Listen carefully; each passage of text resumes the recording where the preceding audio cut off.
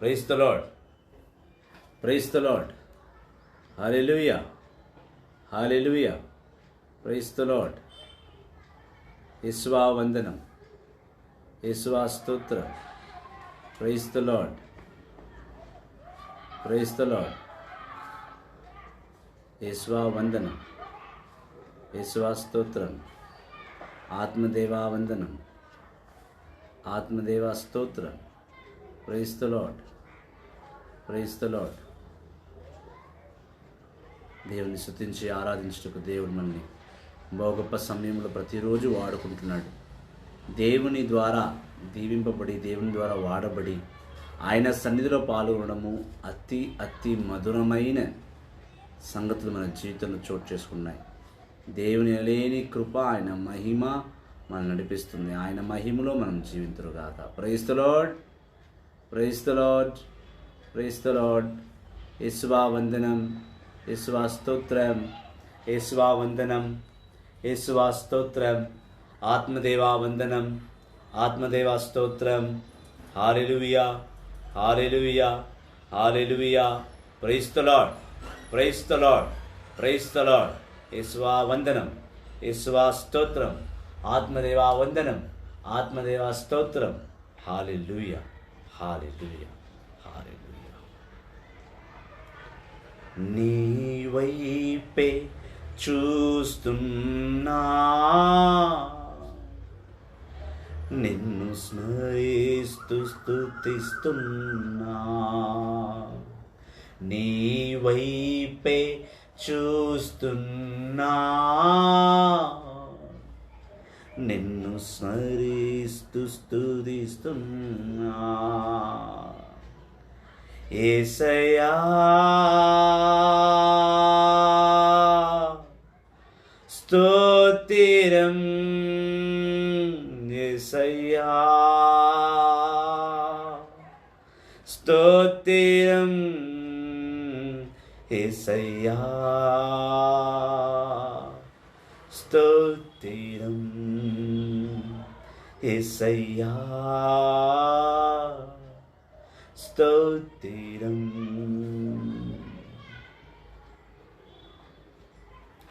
లోకం ద్వేషించినా, నీవు నన్ను హత్తుకుంటివి. లోకం ద్వేషించినా, నీవు నన్ను హత్తుకుంటివి. నీ కౌగిలి ఛాయలో దేశాన్ని మరుతూ, నీ కౌగిలి ఛాయలో నేను దేశాన్ని మరుతూ. నీ వైపే చూస్తున్నా, నిన్ను స్మరిస్తూ స్తుతిస్తున్నా. నీ వైపే చూస్తున్నా, నిన్ను స్తుతిస్తూ, నిన్ను స్తుతిస్తూ. హల్లెలూయా. దేవా స్తోత్రం నాయనా. ఆత్మ ఎందు మాట్లాడుతున్న స్తోత్రం పైన, స్తోత్రం నాయనా, స్తోత్రం నాయనా, స్తోత్రం నాయనా, స్తోత్రం. నీ వైపే చూస్తున్నా, నిన్ను స్మరిస్తూ స్తుతిస్తున్నా. నీ వైపే చూస్తున్నా, నిన్ను స్మరిస్తూ స్తుతిస్తున్నా. యేసయ్యా స్తోత్రం, యేసయ్యా స్తోత్రం, యేసయ్యా స్తోత్రం. నాతో మాట్లాడుతున్న దేవా నీకు స్తోత్రం రచా. దర్శన రూపంలో మాట్లాడుతున్న తండ్రి నీకు స్తోత్రం నాయనా. Hallelujah, hallelujah, hallelujah, hallelujah, hallelujah. Hallelujah, hallelujah, hallelujah, hallelujah, hallelujah, hallelujah, hallelujah, hallelujah, hallelujah, hallelujah, hallelujah. Hallelujah, hallelujah, hallelujah, hallelujah, hallelujah, hallelujah, hallelujah. Riadalara babo briandalara makala rialara maraboshia bariandalara. Hallelujah, hallelujah, hallelujah, hallelujah, hallelujah, hallelujah, hallelujah, hallelujah, hallelujah. Stotram, stotram, stotram, stotram, stotram, stotram, stotram, stotram, appa. Stotram Racham, Stotram Racham, Stotram, Stotram, Stotram, Stotram, Stotram Racha. Nandri is Nandri Racha, Nandri is ஐயா நன்றி தகப்பனே.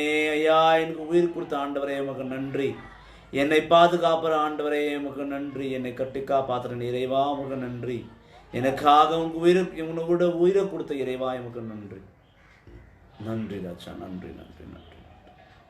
We praise you, Lord. We worship you, Lord. Thank you, Jesus. మాతో మాట్లాడుతున్న దేవానికి స్తోత్రం, స్తోత్రం, స్తోత్రం, స్తోత్రం. కృపను ఎరిగిన తండ్రి, మహిమనిచ్చిన దేవా, మా యందు నిలబడి మా కొరకై మమ్మల్ని నడిపిస్తున్న పరిపాలకుడానికి స్తోత్రం, స్తోత్రం, స్తోత్రం, స్తుతులు, ఘనతలు, మహిమలు, ఆరాధన. Hallelujah, hallelujah, hallelujah. Praise the Lord, praise the Lord, praise the Lord. తండ్రి, కుమార, పరిశుద్ధాత్మ దేవా, నీకే స్తోత్రములు, స్తుతులు, ఘనతలు, మహిమలు, ఆరాధనలు తండ్రి. అవునా పరమ తండ్రి, పరమ వైద్యుడ, దివ్యగల తండ్రి, ప్రతి మానవును ప్రేమించు ప్రేమమూర్తి, ప్రేమకు నిలువెత్తు ఆదర్శము నీవే తండ్రి. ప్రేమకు నిలువెత్తు అద్దము నీవే నాయన. ప్రేమకు నిలువెత్తు సాక్ష్యము కూడా నీవే తండ్రి. అవును ప్రభువా తండ్రి, సాయంకాల సమయం ఉంది తండ్రి. మేము చేసిన ప్రతి తప్పిదములను, ప్రతి పాపమును తొలగించుము దేవా. మీ పవిత్ర ఆత్మచ్చే నీ అగ్ని వర్షంతో నడిపించండి తండ్రి. నీ మహిమ, నీ కృప, నీ కరుణతో మమ్మల్ని బలపరచండి దేవా. నీ కృపతో మమ్మల్ని నడిపించండి. మీ మహిమతో మమ్మల్ని దీవించండి. ఎనలేని నీ కృపావస్త్రను మాపై కుమ్మరించండి. నీ యొక్క పవిత్ర ఆత్మచే మమ్మల్ని బలపరిచి మాలున్న సమస్త అనారోగ్యములను, సమస్త పాపలను, కష్టాలను, కన్నీరును తీసివేసి నీ పవిత్ర ఆత్మచే మమ్మల్ని బలపరచండి నాయన. మీ వాక్ మాకు బలం, మీ స్తుతి ఆరాధన మాకు ఆహారం, మీ సన్నిధే మాకు ఎనలేని ఐశ్వర్యం తండ్రి. స్తోత్రం, స్తోత్రం, స్తోత్రం. లైవ్లో వచ్చిన ప్రతి బిడ్డని అందులో ఉంచు తండ్రి. ఎవరిని ఇన్వైట్ చేసిన ప్రతి బిడ్డని నీ సన్నిధిలో పిలుచుకో ప్రభా. నీ కృప, నీ కరుణ, నీ బిడ్డలతో నడిపించబడునుగాక. ఆమేన్, ఆమేన్, ఆమేన్. పరలోకమందున్న మా యొక్క తండ్రి, మీ నామం పూజింపబడునుగాక. మీ రాజ్యం వచ్చునుగాక. మీ చిత్తం పరలోకం నెరవేరినట్టు భూలోకం నెరవేరునుగాక. నా నాటికి కావలసిన అన్నము నాకు నేటికి ఇవ్వండి. మా దగ్గర అప్పుపడ్డ వారిని మేము మన్నించినట్టు మా పనులు మీరు మన్నించండి. మీ శోధన ప్రవేశింపక కీడును రక్షించండి. Amen. Praise the Lord, praise the Lord. Welcome to brother Anthony గారు and the Leonard Francis. Praise the Lord. Good evening everybody. Welcome to the divine presence of God. దేవాది దేవుడి ఈరోజు మనల్ని బహు గొప్పగా వాక్కులు నడిపించబోతున్నాడు. రోమీయులకు రాసిన లేఖ 10వ అధ్యాయము 5వ వచనం నుంచి మనం ధ్యానించబోతున్నాం. Today's reading is from Romans chapter 10 verses 5 onwards. I mention it. Romans chapter 10 verses 5 onwards. Praise the Lord, praise the Lord. రోమీయులకు రాసిన లేఖ 10వ అధ్యాయం 5వ వచనం నుంచి మనం ధ్యానించబోతున్నాం. Moses wrote this about being put right with God by obeying the law. Whoever obeys the commandments of the law will live. But what the scripture says about being put right with God through faith is this. You are not to ask yourself who will go up into heaven, nor are you to ask who will go down into the world below. What it says is this: God's message is near you, on your lips and in your heart. That is the message of faith that we preach. If you confess that Jesus is Lord and believe that God raised him from death, you will be saved. For it is by our faith that we are put right with God. It is by our confession that we are saved. The scripture says, whoever believes in him will not be disappointed. This includes everyone, because there is no any difference between Jews and Gentiles. God is the same Lord for all and rightly blesses all who call to him. This is the word of the Lord. Thanks be to God. దైవ జనమా, క్రీస్తుని సంగమా, యేసుని అపారమైన బిడ్డలారా, పౌలు గారు రోమీయులకు రాస్తున్న లేఖలో 10వ అధ్యాయం 5వ వచనంలో అన్నాడు, మోషే ప్రవక్త ఇచ్చిన ధర్మశాస్త్రమును ఎందుకు రాసిచ్చాడు అంటే మనం దాన్ని గౌరవించాలని. మోషే ధర్మశాస్త్రం ప్రకారము మన జీవితాన్ని మనం సరిదిద్దుకోవాలని. మోషే ధర్మశాస్త్ర ప్రకారం మనం పాపానికి దూరముగా ప్రభునికి దగ్గరగా ఉండాలని. మోషే ధర్మశాస్త్రంలో చాలా నిబంధనలు ఉన్నాయి, చాలా కట్టడాలు ఉన్నాయి, చాలా rules and regulations and laws ఉన్నాయి. ఆ రూల్స్, రెగ్యులేషన్స్ అండ్ లాస్ ప్రకారం మనం జీవించగలిగితే మనం పాపము చేయము. దేవుని ప్రణాళిక అదే. మోషేకి 10 ఆజ్ఞలు ఇచ్చి, మోషే ప్రవక్త 10 ఆజ్ఞలు ఇచ్చి ఆ మందసము దగ్గర చదివి వినిపించినప్పుడు ఆ 10 ఆజ్ఞల ప్రకారము, ఆయన ఇచ్చిన కట్టడాల ప్రకారము నా ఇజ్రాయేలు ప్రజలు జీవించాలి. ఇజ్రాయేల్ ప్రజలు అనగానే మనకు కేవలం ఈ యావత్తు 250 దేశాల్లో, 250 నుండి 60 దేశాల్లో ఇజ్రాయేల్ దేశం చాలా చిన్నగాను, ఇజ్రాయేలుతోనే ఎందుకు దేవుడు మాట్లాడుతున్నాడు అనే ఒక అనుమానం రావచ్చు. దేవుడు మానవుని సృష్టించినప్పుడు ప్రతి ఒక్కరిని ఆయన్ని సృష్టించాడు. దేవునికి లోబడకుండగా, దేవునికి పాపము చేస్తూ, దేవునికి వ్యతిరేకంగా వెళ్ళిన వారందరూ వేరే వేరే దేశాల్లో విడిపోయారు. కానీ ఇజ్రాయెల్ని దేవుడు కాపాడి తెచ్చుకున్నాడు. 430 సంవత్సరాల బానిసత్వంలో ఉన్నప్పుడు నిర్గమకాండము 3వ అధ్యాయము లేదా 2వ అధ్యాయము చదివిన ఇజ్రాయెల్ ప్రజలు ఐగుప్తుల్లో బానిసలుగా ఉన్నప్పుడు ప్రభును వేడుకున్న విషయం మనం చూస్తున్నాం. ఇజ్రాయెల్ ప్రజల్లో కొంతమంది ప్రభుని వేడుకున్నారు, ప్రభువా మాకి ఐగుప్తుల బారి నుండి విడిపించు, ఈ బానిసత్వం నుంచి మాకు విడుదల కావాలని అడిగినప్పుడు దేవాది దేవుడు అతి గొప్పగా ఇజ్రాయెల్ ప్రజలను రక్షించి తెచ్చుకున్నాడు. ఇజ్రాయెల్ ప్రజలు నా వారే అని అంటాడు. వాళ్ళు నా బిడ్డలు, వాళ్ళతో నేను ఉన్నాను, వాళ్ళు నాతో ఉంటారు అని దేవుడు నమ్మాడు. అందుకుగాను దేవుడు 10 ఆజ్ఞలు ఇచ్చి మోషే ధర్మశాస్త్రాన్ని నడిపిస్తూ, మోషే ధర్మశాస్త్రం ద్వారా ఇజ్రాయెల్ ప్రజలను నడిపిస్తూ వాడిని బలం చేకూర్చినాడు. అందుకే పౌలు గారు దేవుని ఆత్మ ద్వారా అంటున్న మాట ఏంటంటే, ఎవరైతే దేవుని నిబంధనలను, కట్టడాలను భావించి, ప్రేమించి, గౌరవించి నడుస్తారో వాళ్ళు జీవింతురు. అదే కాక వాక్కు వచనం చెప్తుంది ఏమనగా, ఎవరైతే దేవునితో సావాసం కలిగి ఉండాలనుకున్న వారు విశ్వాసము కలిగి ఉండాలి. కట్టడాలను పాటించడం అంటే దేవునితో దేవుని నమ్మకం పెట్టినట్టే. ఆ కట్టడాలను, ఆయన 10 ఆజ్ఞలను పాటించి ఆయన నడవడం అంటే ఆయనతో నడవడమే. అదే కాక ఆ కట్టడాలను, దేవుని ఆజ్ఞలను పాటించాలంటే నీలో దేవుని పట్ల విశ్వాసం కలిగి ఉండాలి. నీలో విశ్వాసం కలిగి ఉంటేనే ఆ కట్టడాలను, దేవుని మాటలను గౌరవించి నువ్వు జీవిస్తావు. దేవుడు ఇదే ఆశపడుతున్నాడు. విశ్వాసము ఎంత అవసరమో, విశ్వాసంతో పాటు దేవుని వాక్కును వినడం, ఆ వాక్కును పాటించడం, ఆయన కట్టడాలను, ఆయన ఆజ్ఞల ప్రకారం జీవించడం అంతే అవసరం. ఒకవేళ విశ్వాసం ఉంటే సరిపోతుంది, దేవుని కట్టడాలను నేను పాటించడానికి అవసరం లేదంటే నువ్వు పాపం చేయడానికి ఎక్కువ ఛాన్సెస్ ఉంటాయి. దేవుని నుంచి వ్యతిరేకంగా వెళ్ళి నువ్వు సైతాను వల్ల పడిన విశ్వాసంతో ఉన్నాను, నా విశ్వాసమే నాకు అన్ని గొప్ప అనుకుంటే అది కుదరని పని. విశ్వాసంతో పాటు దేవుని వాక్కును నువ్వు గౌరవించి ప్రేమించి నడవగలగాలి. అదే దేవుడు చెప్తున్నాడు. మరొక మాట ఏమంటున్నాడంటే, ఎవరైతే విశ్వాసం కలిగి ఉన్నారో వాళ్ళు ఎవరు కూడా నేను చనిపోయినాక పరలోకానికి వెళ్తానో లేదో అని ప్రశ్న వేసుకోకూడదు. అలా అని చనిపోయిన తర్వాత నేను నరకానికే వెళ్తాను అనే ఒక తుది నిర్ణయానికి రాకూడదు. పరలోకానికి వెళ్ళాలి, నువ్వు తిరుపతిలో నిలబడాలి అంటే నువ్వు ప్రభుని పాటించగలగాలి. ప్రభు కట్టడాలను, ప్రభు వాక్కును గైకొనాలి. ప్రభు వాక్కును వచనాలను గౌరవించాలి.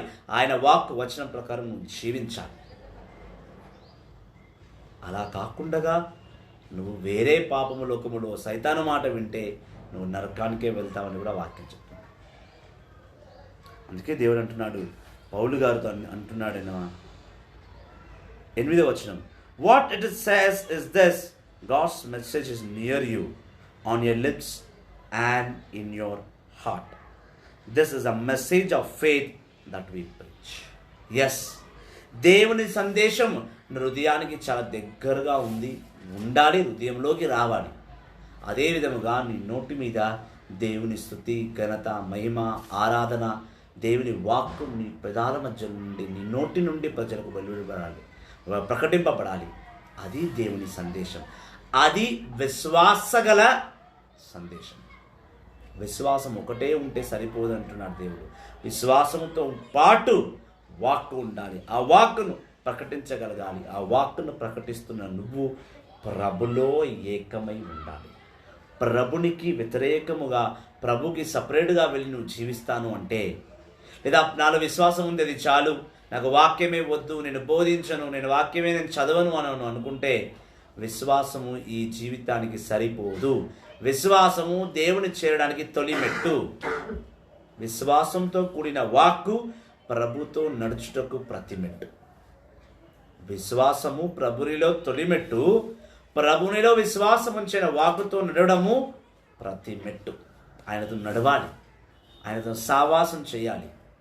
ఆయనతో నీ ప్రేమను, నీ కష్టాన్ని, నీ కన్నీరును, నీ బాధను, నీ జీవితాన్నే ఆయనకు అర్పింపబడాలి. ఇలా చేయని నాడు నువ్వు ప్రభులో నడవలేవు. Praise the Lord, praise the Lord, hallelujah, hallelujah, hallelujah. అదే విధంగా అంటున్నాడు 10వ వచనంలో, 9వ వచనంలో అన్నాడు, if you confess that Jesus is Lord and believe that God raised him from death, you will be saved. పాప సంకీర్తన నువ్వు చేస్తూ ఉండాలి. ప్రతి క్రైస్తవ కథోలికుడికి 3 సంగతులు చాలా అవసరం.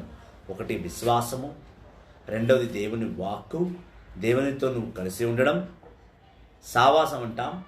మూడవది నువ్వు దేవుని దగ్గరికి వెళ్ళి పాప సంకీర్తన చేస్తూ ఉండాలి. కన్ఫెషన్. నీ ప్రతి పాపము గాను ప్రభుని క్షమాపణ నీ మీదికి రావాలి. అలా క్షమింపని నాడు నువ్వు దేవుని బిడ్డగా ఒప్పుకోబడవు, దేవుని బిడ్డగా అంగీకరింపబడవు, దేవుని ఆ గొప్ప ఆశీర్వచనాలను నువ్వు స్వీకరించలేవు. కావున దైవ జనమా, క్రీస్తు సంగమా, పాప సంకీర్తన ప్రతిరోజు అవసరం.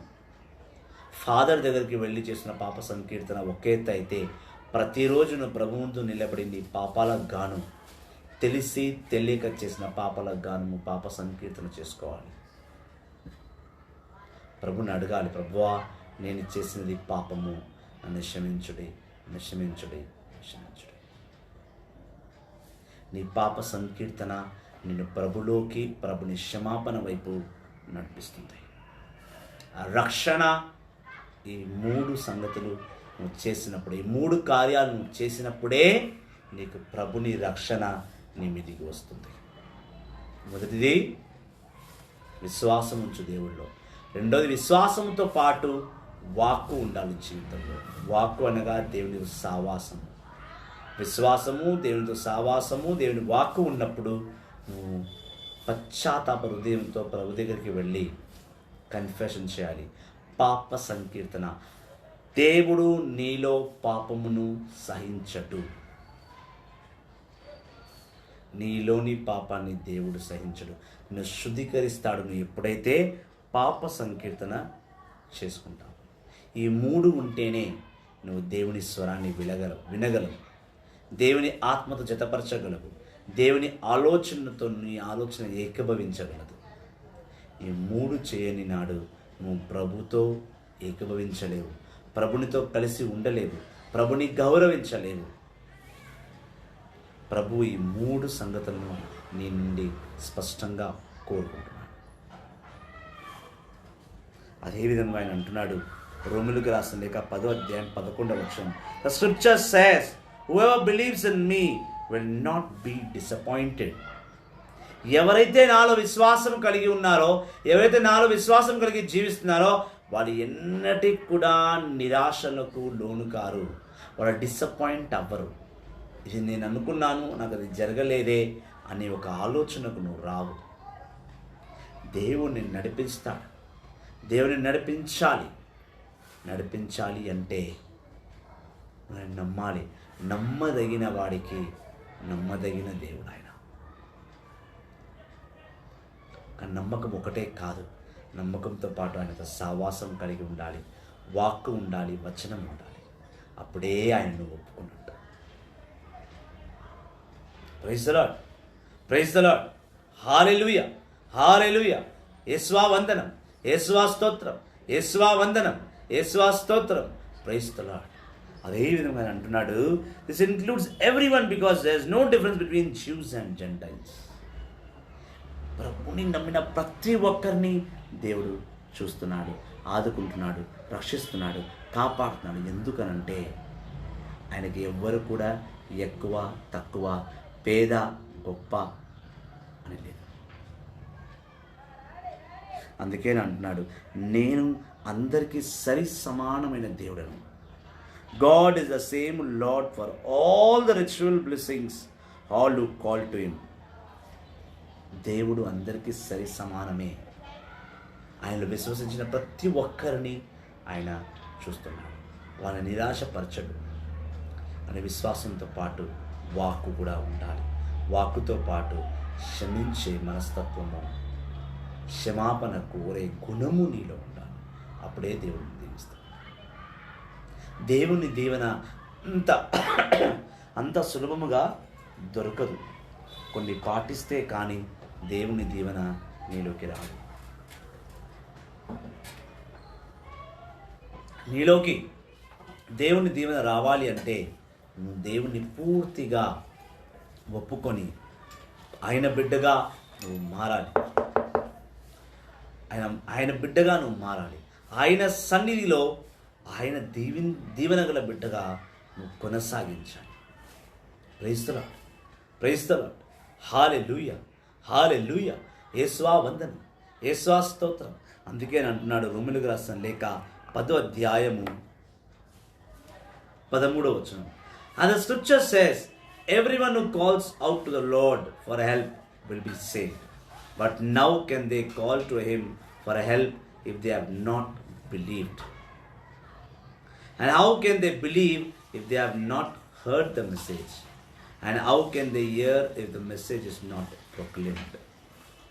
ప్రతి ఒక్క బిడ్డ దేవుని పట్ల నమ్మకాన్ని పెట్టి ఆయన సహాయం కోరాలి అంటే అటువంటి వారు ముందు దేవుని నమ్మగలగాలి. దేవుని నమ్మిన వాడే ఆయన సహాయానికి అర్హుడు. ఆయన నమ్మిన వాడు కేవలం నమ్మకమే కాదు, ఆయన వచనాన్ని వాక్కును వినినవాడై ఉండాలి. వినినవాడై ఉండాలి అంటే ముందు వాక్యాన్ని బోధించిన వాడి దగ్గరికి వాడు వెళ్ళి ఉండాలి. ఇప్పుడు దేవుని వాక్కును బోధిస్తేనే నువ్వు వింటావు. వినటం వల్ల విశ్వాసం కలుగుతుంది. విశ్వాసం కలిగినప్పుడే నువ్వు దేవుణ్ణి అడుగుతావు, దేవా నాకు ఈ సహాయం కావాలని 2 చేతులు పైకెత్తి అని అర్థిస్తావు. ఆయన శరణు కోరి అంటావు, ప్రభువా నాకు ఇది కావాలి. ఎవరు కూడా ప్రభు మీద జస్ట్ అలా విశ్వాసాన్ని పెంచుకోరు. విశ్వాసం అలా పుట్టదు. అందుకే రోమీయులకు రాసిన లేఖ 10వ అధ్యాయం ఇదే 17వ వచనం ఉంటుంది, వినుట వల్ల విశ్వాసం కలుగును. ఆ విశ్వాసం కలిగిన నాడే దేవుని బోధనను, దేవుని సత్యాలను నువ్వు తెలుసుకున్న నాడే నువ్వు నమ్మగలుగుతావు. నమ్మినప్పుడే ఆ దేవుని సహాయం కొరకై కోరుకుంటావు. సహాయం కోరిన ఎవరిని కూడా దేవుడు నిరాశపరచడు. ఆయన నమ్మిన వారిని ఆయన చేయి విడవడని అంటున్నాడు. ప్రభుని నమ్మాలి అంటే ఆయన బోధనను నువ్వు ముందు వినాలి. ఆయన ఏం చెప్తున్నాడు, ఏ వాక్కులో ఏ మర్మం ఉంది, ఏ వాక్కులో ఏ సత్యం ఉంది, ఆ సత్యం నా జీవితానికి ఎంత అవసరం, ఆ సత్యం ప్రకారం నేను జీవిస్తున్నానా లేదా. అలా అని ఓన్లీ న్యూ టెస్టిమెంట్ చదివేసి వాక్యం బోధిస్తా అంటే కుదరదు. పాత నిబంధన కూడా చదవాలి. బైబిల్ చదివే వారందరూ, బోధించే బోధకులందరూ ఆది కాండం నుండి చదివి ప్రకటన దర్శన గ్రంథం వరకు వాక్కు చదివిన వాడే 100% ప్రీచర్. జస్ట్ నేను మాథ్యూ నుంచి చదువుకున్నాను, నాకు ఏసయ్య తెలిస్తే చాలు, మోషే ధర్మశాస్త్రాన్ని పౌలు గారు కొట్టేశారు అంటే 40 ప్రవక్తల అనుభవాలు, 40 ప్రవక్తలతో దేవుడు చేసిన ప్రణాళిక అంతా వ్యర్థమైపోతుంది. ఆది కాలంలో ఆదాము లేకపోతే నోవా లేడు, నోవా లేకపోతే అబ్రహాం గారు లేరు, అబ్రహాము లేకపోతే యాకోబు లేడు, యాకోబు లేకపోతే 12 కుమారులు లేరు, 12 కుమారులు లేకపోతే 12 గోత్రాలు లేవు, 12 గోత్రాలు లేకపోతే ఇజ్రాయేల్ వంశమే, ఇజ్రాయేల్ జనమే లేదు. ఇజ్రాయేల్ జనాన్ని చూసినప్పుడు దేవుడు చేసిన నిబంధన జ్ఞాపకం రావాలి. ఆది కాండం 28వ అధ్యాయంలో దేవుడు యాకోబుతో ఏ నిబంధన చేశాడు? ఇష్క రేణుల వలె నీకు బిడ్డల్ని, సంతానాన్ని కలిగిస్తాను, వాళ్ళని నా బిడ్డలుగా నేను పిలుస్తాను, ఉన్నతమైన జాతిని నీకు ఇస్తాను, ఆ జాతి నుంచి రాజులు పుడతానన్నాడు. ఆ 12 గోత్రుల నుంచే ఇజ్రాయేల్ ప్రజల్ని నడిపించాడు దేవుడు మోషే ద్వారా. మోషే ఆరోనుల ద్వారా, మోషే ఆరోను మిరాయిము ద్వారా నడిపించి ఇజ్రాయేల్ ప్రజల్ని తీసుకువచ్చి జోషువా ద్వారా కానాను స్థలాన్ని పంచిపెట్టాడు. ఒక్కొక్క గోత్రం నుంచి ఒక్కొక్క సేవకులను ఎన్నుకొని మొట్టమొదటి రాజుని సౌలుగా దీవించాడు. మొదటి సామువేలు 8వ అధ్యాయంలో ప్రజలు, మాకు ప్రవక్త సామువేలు చనిపోతున్నాడు, ఇక్కడ మా దగ్గర వేరే ఏ దిక్కు లేదు, మాకు రాజు కావాలన్నప్పుడు దేవుడు సామువేలు ద్వారా సౌలుని రాజును చేశాడు. కానీ సౌలు నైవంచనం చేయడంతో దేవుడు జెస్సీ కుమారుని దావీదును రాజును చేశాడు. ఆ దావీదు రాజ్య వంశంలో రాజులుగా పరిపాలించి దేవుని రాజ్యాన్ని స్థాపించగలిగాడు దావీదు. ఆ దావీదు వంశంలో నిలబడ్డవాడే యేసు ప్రభు. ఇలా పాత నిబంధన తెలియకుండా, పాత నిబంధన చదవకుండా నూతన నిబంధన పట్టుకొని నూతన నిబంధన చదివేసా, నేను ప్రీచర్ని, నేను ప్రాఫిట్ని అనుకుని బయలుదేరి సేవలు చేస్తా అంటే అజ్ఞానంతో సేవలు చేస్తావు. సేవ నేను అవమానపరిచి మాట్లాడలేదు, అజ్ఞానమైన సేవ అంటారు దాన్ని. పాత నిబంధనలో యెహోవా తండ్రి ప్రణాళిక రాసి రచి ఉంచున్నది. యెషయా 7:14 ఆయన అన్నాడు, ఈ లోకంలో ఒక కన్యక, ఆ కన్యకు నేను కుమారుడిని యేసుక్రీస్తుని జన్మించబోతున్నాను, అతని పేరు ఇమ్మానువేలు. యెషయా ప్రవక్త గురించి తెలియనప్పుడు యేసుక్రీస్తు గురించి తెలుసుకొని ఏం చేస్తావు? యేసుక్రీస్తు కూడా యెషయా పుస్తకాన్ని బోధించాడు కదా. లూకా 4:5 కూడా చదివినంత స్పష్టంగా కనబడుతుంది. ఇలా పాత నిబంధన కేవలం చదవకుండా నూతన నిబంధన చదివేశా, నేను ప్రీచర్ని, నేను సంఘం పెట్టుకుని ఆ సంఘాన్ని నడిపించేస్తా, ప్రజలు నడిపిస్తా అంటే నువ్వు నడిపిస్తావు, బాగానే ఉంది, దేవుడిని దీవించాడు, అభిషేకించాడు, దాన్ని నేను తప్పుపట్టట్లా. కానీ పూర్తి జ్ఞానంతో నడిపిస్తున్నావా? పూర్తి జ్ఞానం నీకుందా? నేను ప్రశ్నించట్లా, దేవుడు ప్రశ్నిస్తున్నాడు. సగం జ్ఞానంతో, అజ్ఞానమైన జ్ఞానంతో, అర్ధభాగ జ్ఞానంతో నువ్వు ప్రజలను నడిపిస్తే వాళ్ళు సగమే నేర్చుకుంటారు, పూర్తిగా నేర్చుకోరు. అప్పుడు వీళ్ళు నేర్చుకున్నప్పుడు పూర్తిగా నేర్పించే బోధకుడు చెప్పేటప్పుడు ఇవన్నీ అసత్యాలని అంటారు. కావున సహోదరి సహోదరులారా, దైవ బిడ్డలారా, క్రీస్తుని అంగీకరించి క్రీస్తుని విశ్వసించు వారలా ఆది కాండం నుండి బైబిల్ని చదవండి. బోధకులారా, ఆది కాండం నుంచి వాక్యాన్ని బోధించండి. నూతన నిబంధన చదువుకుంటే సరిపోదు, పాత నిబంధన అవసరం. పాత నిబంధన ప్రాణమైతే నూతన నిబంధనము జీవితము. యేసుని జీవితమే మన జీవితము. పాత నిబంధనలో ప్రణాళికలు రచించబడితే ఆ ప్రణాళికలను సంపూర్ణంగా నెరవేర్చుటకు యేసుక్రీస్తు ఈ లోకానికి వచ్చాడు. ఇజ్రాయేల్ ప్రజలు పాపాలు చేసి రక్షణ కోల్పోయినప్పుడు వాళ్ళని రక్షించడానికి యేసయ్య లోకానికి వచ్చాడు. ఎప్పుడైతే దేవుడు ఇజ్రాయేల్ ప్రజలను ప్రపంచానికి తీసుకెళ్లి బాబిలోను రాజుకి, పెరెసాయ రాజుకి అప్పచెప్పేశాడో అప్పుడే అటువంటి ఉన్నవారే రక్షించుటకు దేవుడు తన ఏకైక కుమారుని లోకానికి పంపించున్నాడు. కావున సహోదరి సహోదరులారా, వ్యర్థమైన కార్యాలు కాదు, సత్యమైన కార్యాలు, సత్యమైన మర్మాలను తెలుసుకోగలగాలి. అలా తెలుసుకోకపోతే నీ జీవితం వ్యర్థము, వ్రతము. దైవ బిడ్డలారా, దేవుని సేవకులారా, అందుకే దేవుడు స్పష్టంగా అంటున్నాడు రోమిలకు రాసిన లేఖ 10వ అధ్యాయంలో 14వ వచనంలో 15వ వచనంలో ఆయన అంటున్నాడు, and how can the message be proclaimed if the messengers are not sent out? And the scripture says, how wonderful is the coming of a messenger who bring good news, but not all have accepted the good news. Isaiah himself said, Lord, who believed our message? So then faith comes from hearing the message, and the message comes through preaching Christ. సేవకుల్ని పంపింపబడకపోతే వాళ్ళు ఎలా బోధిస్తారు? పంపించిన సేవకులు అసమర్థులై మారిపోయి దేవుని సేవను పక్కన పెట్టి లోకాన్ని వెంబడిస్తూ నామకే వస్తే దేవుణ్ణి ఆరాధిస్తూను దేవుని సేవ చేయని వారు ఎంతటి గొప్ప ధన్యులో మీరే నిర్ణయించాలి. దేవుడు అంటున్నాడు, నువ్వు ప్రకటించేది సత్యాన్ని లోకంకి ఎలా తెలుస్తుంది?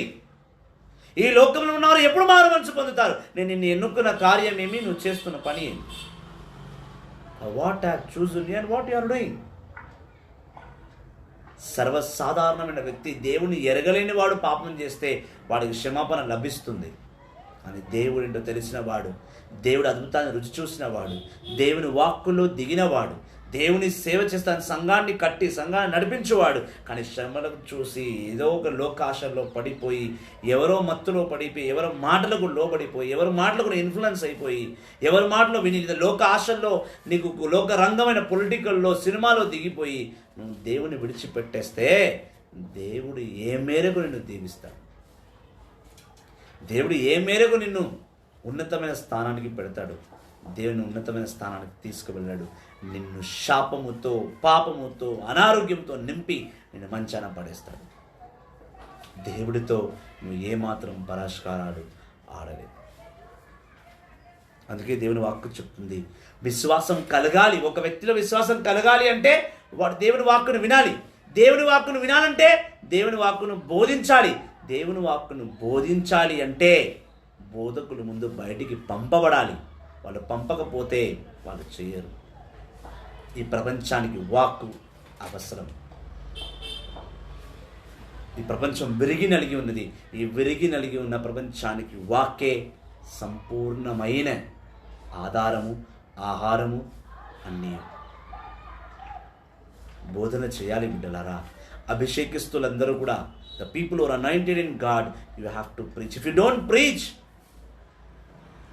in the world there will be no faith. If there is no faith, people will not trust God. To create faith, first you have to proclaim the good news. To proclaim the good news, you have to preach the good news. To preach the good news, you have to prepare the people to preach the good news. That is the goal, that is the purpose, that is the anointing God has given you. And if you neglect that, God is going to throw you outside. That's what we see in 1 Timothy 4:4. God says, remember the anointing, what God gave you, and be careful to maintain it. మొదటి తిమోతికి రాసిన లేఖ 4వ అధ్యాయం 4వ వచనం ఉంటుంది, దేవుడిచ్చిన అభిషేకమును మర్చిపోకు. ఆ అభిషేకాన్ని జ్ఞాపకం చేసుకొని దేవునికి ఏ పిలుపు ఇచ్చాడో ఆ పిలుపు ప్రకారం నువ్వు జీవిస్తున్నావా లేదా అని చదివి చూడు. ఎందుకంటే ఈ ప్రపంచంలో విశ్వాసంను కట్టుటకే, విశ్వాస లోకంగా మార్చుటకే, నిన్ను ఈ లోకంలో మనిషిగా నీలో విశ్వాసం పెట్టి నా విశ్వాసాన్ని ప్రపంచానికి అందిస్తావు నేను పంపించున్నాను. నువ్వు అది విడిచిపెట్టి నువ్వు లోకంలో పడిపోయాను, పాపంలో పడిపోయాను, నా ఇష్టారాజ్యరికం నేను చేస్తాను, మధ్యాంతరంలో సేవను వదిలేస్తాను అంటే దేవుడు ఏమాత్రము నిన్ను ఒప్పుకోడు. నీకు ఎటువంటి దీవెనకు అర్హుతుడు నువ్వు కావు. ఒక ఉన్నతమైన నమ్మకాన్ని దేవుడు నిలబెట్టాడు. నువ్వు నమ్మక ద్రోహం మనిషికి చేయి, వాడిని క్షమిస్తాడేమో, లేదా చచ్చేంత వరకు నీ ముఖం చూడేమో.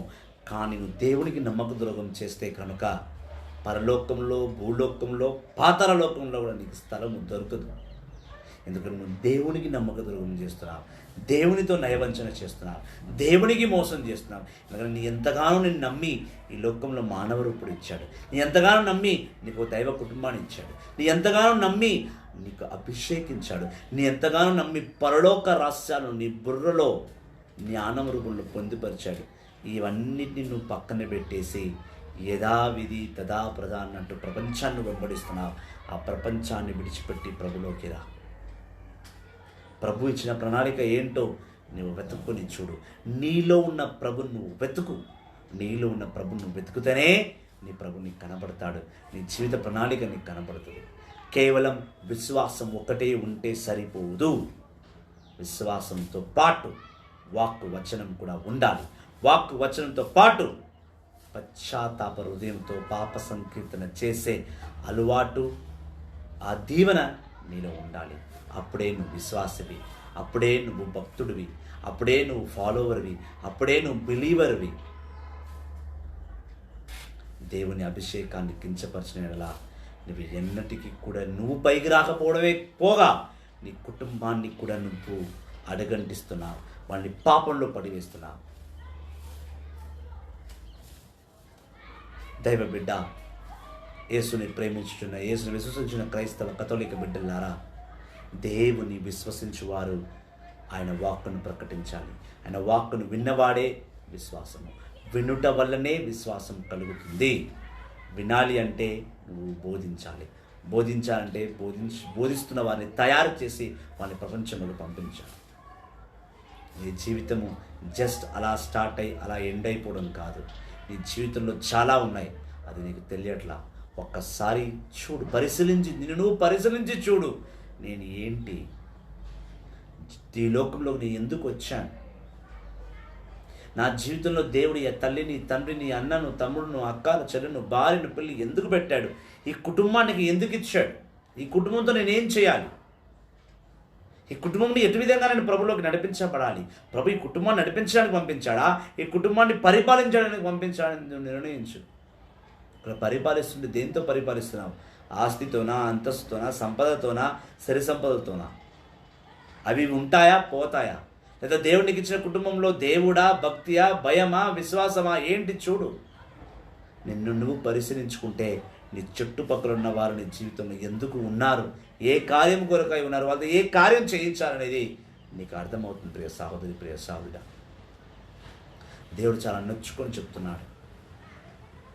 పరలోక రహస్యాలు నీలో పొందుపరిచింది అది నీతోనే అంతరించిపోవడానికి కాదు, నీతోనే సమాధిలో కలిసిపోవడానికి కాదు, ఈ ప్రపంచాన్ని అందించడానికి, ఈ ప్రపంచాన్ని నువ్వు మేల్కొల్పడానికి దేవుడు నిన్ను ఒక గరుడ పక్షి వలె నీ ఎన్నుకొని ఉన్నాడు. నువ్వు ఎంత పైకి ఎగురితే నువ్వు అంతటి స్థానాన్ని సంపాదించినట్టు.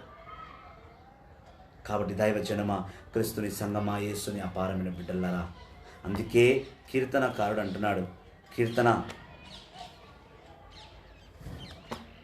కీర్తనలో దేవుడు స్పష్టంగా మాట్లాడుతాడు. దావీదుతో 35వ అధ్యాయము 9వ వచనం, Psalms 35 verse 9 says, "Then I will be glad because of the Lord. I will be happy because he saved me. With all my heart I will say to the Lord, there is no one like you. You protect the weak from the strong and the poor from the oppressor." దేవుణ్ణి ఆనందించడానికి నేర్చుకో. నేను దేవుణ్ణి చాలా ఆనందిస్తున్నాను, ఎందుకంటే దేవుడు నన్ను ఉన్నతమైన స్థానంలోకి తీసుకువెళ్ళాడు. నా హృదయంలో నా అంత గొప్ప దేవుడు లేడనంతగా నన్ను విశ్వాసంతో ఉంచాడు. నాకు కావాల్సిన అవసరాన్ని ఇచ్చాడు. ఎప్పుడు దేవుడిని కోరుకున్నాడు, నా ముందు నిలబడ్డాడు. నా అన్ని వేళ నా ప్రభు నాతో ఉన్నాడు. కాబట్టి నేను అన్ని వేళ నా ప్రభుని నేను ఆరాధిస్తాను. నా శత్రువుని నా ముందు పడేశాడు. నన్ను ఉన్నతమైన స్థానానికి తీసుకువెళ్ళాడు. దైవత్వంగా మరియు పరోక్షంగా కూడా నన్ను దేవుడు అన్ని విధాలుగా దీవించాడు. కాబట్టి నేను ప్రభుని ఎల్లవేళలా ఆయనలో నేను ఆనందిస్తూనే ఉంటాను. ఆయన అభిమానిస్తూనే ఉంటాను, ఆయన స్తుతిస్తూనే ఉంటాను, ఆయన గురించి నేను మాట్లాడుతూనే ఉంటాను. ఎందుకంటే ప్రభు నన్ను తనలో నిలబెట్టుకున్నాడు. నన్ను ఎరిగిన దేవునికి నేనేంటో కూడా నేను ఎరిగించాలి కదా. నన్ను నమ్మిన దేవుడికి నేను కూడా నమ్మకంగా ఉండాలి. నయవంచన మోసము చేయరాదు. దైవజనమా, క్రీస్తుని సంగమా, ఈరోజు సందేశము మిమ్మల్ని ఎంతగానో బలపరిచింది, మిమ్మల్ని దీవించింది. సందేశం ద్వారా దేవుళ్ళు దీవించబడ్డారని నేను నమ్ముచున్నాను. కావున దేవుని లేని కృపా మహిమతో మీరందరూ కూడా వాక్కును స్వీకరించండి. విశ్వాసంతో పాటు వాక్కు వచనం అవసరం. వాక్కు వచనంతో పాటు పాప సంకీర్తన ప్రార్థన, ప్రతిరోజు నీ పాపాన్ని ప్రభుకు సమర్పించుకొని నువ్వు పవిత్రంగా ఉండడం అవసరం. ఇదే కాక వాక్కును విను, వాక్కును బోధించు, వాక్కును బోధించడానికి నీ బిడ్డలు నీ కుటుంబాన్ని తయారు చేయి. నీ కుటుంబం సేవగల కుటుంబంగా ఉండాలి, ప్రభుని మెప్పించే కుటుంబంగా ఉండాలి, ప్రభుని ఉన్నతమైన కుటుంబంగా ఉండాలి. అప్పుడే పరలోకంలో అన్నీ అన్నీ అన్నీ అన్నీ ఆశీర్వచనాలు నీకు లభిస్తాయి. నువ్వు ఏం చేయను, నాకు అన్నీ కావాలి అంటే దేవుడు అన్నీ సమకూర్చడు. ఒకవేళ అన్నీ సమకూరుస్తున్నాడు, ఇంకేంటి నాకు ఇంకేం కావాలి, దేవుడు నాకు అన్నీ ఇచ్చాడు కదా సరిపోతుంది అనుకుంటే ఇచ్చినవాడు లాగేస్తాడు కూడా. కొన్ని సమయం ఇచ్చాడు, నువ్వు అతని వైపు తిరుగుతావని. సో తిరుగు ఆయన వైపు మరలి ఆయన ముందు నిలబడి ఆయన స్తుతించి ఆరాధించు. ఆయన వాక్కును ఒప్పుకో, పశ్చాత్తాప హృదయం కలిగి పాపాలను క్షమించుకున్నాడు. సో దేవుని వాక్కు వచనం షేర్ చేయండి. దేవుని ఉన్నతమైన ప్రేమను విశ్వాసమును ఆయన నిలబెట్టుకొని ఆయనతో కలిసి జీవించండి. Praise the Lord. Thank you very much. God bless you all. మా యూట్యూబ్ ఛానల్ సబ్స్క్రైబ్ చేయండి. ఫేస్బుక్లో ప్రతిరోజు లైవ్లో పాల్గొనండి. రేపు కూడా లైవ్లోకి వస్తాం. దేవుని మిమ్మల్ని దీవిస్తాడు. రేపు సాయంకాలం 5 గంటలకి మళ్ళీ మనమందరం ప్రభు సన్నిధిలో కలుసుకుంటాం. Thank you very much. God bless you all. Praise the lord.